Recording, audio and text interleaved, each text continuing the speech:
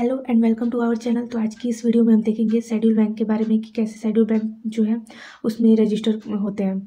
तो सबसे पहले शेड्यूल बैंक में रजिस्टर होने के लिए या फिर नॉन शेड्यूल बैंक में मतलब नॉन शेड्यूल और शेड्यूल बैंक कैसे बनते हैं, चलिए देखते हैं उसको।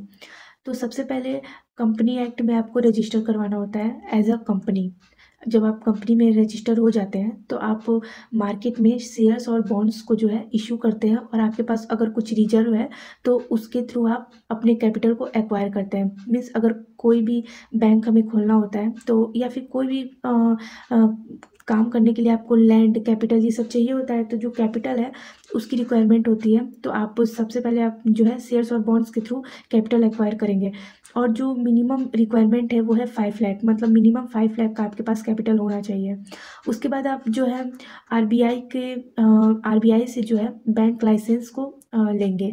तो फिर जब अगर आपको बैंक लाइसेंस मिल जाता है तो उसके बाद आपको कुछ कंडीशंस फुलफिल करनी पड़ती हैं, जैसे कि क्या आपके पास पेडअप कैपिटल जो है रिजर्व 5 लाख है मिनिमम। अगर आपके पास नहीं है तो आप जो है नॉन शेड्यूल बैंक की कैटेगरी में आ जाएंगे।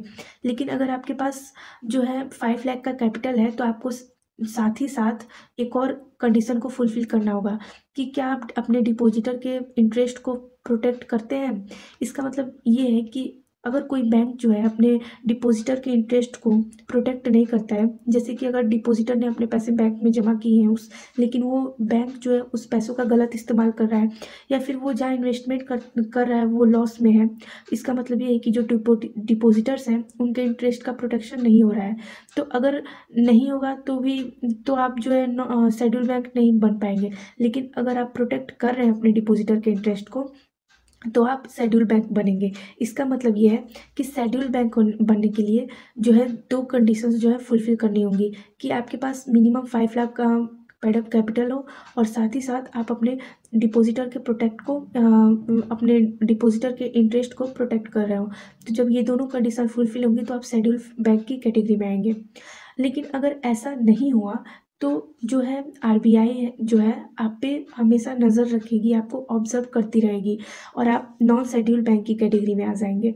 तो इसका मतलब ये है कि अगर आपके पास 5 लाख का मिनिमम कैपिटल नहीं है और आप अपने डिपॉजिटर का इंटरेस्ट को प्रोटेक्ट नहीं कर रहे हैं तो नॉन शेड्यूल बैंक हो जाएंगे। लेकिन अगर आप दोनों कंडीशन को फुलफिल कर रहे हैं तो आप शेड्यूल बैंक की कैटेगरी में आएंगे।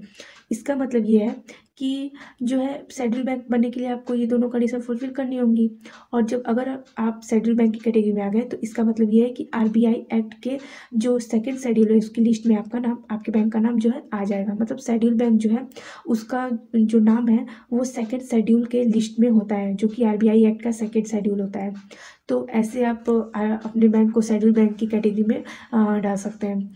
ये जितना है मैंने आपको स्टेप बताया है कि कैसे कैसे आप करके शेड्यूल बैंक बन सकते हैं। तो अगर आपको ये समझ में आया तो हमारी वीडियो को लाइक करें और ऐसे वीडियोज़ देखने के लिए हमारे चैनल को सब्सक्राइब करें। Thank you.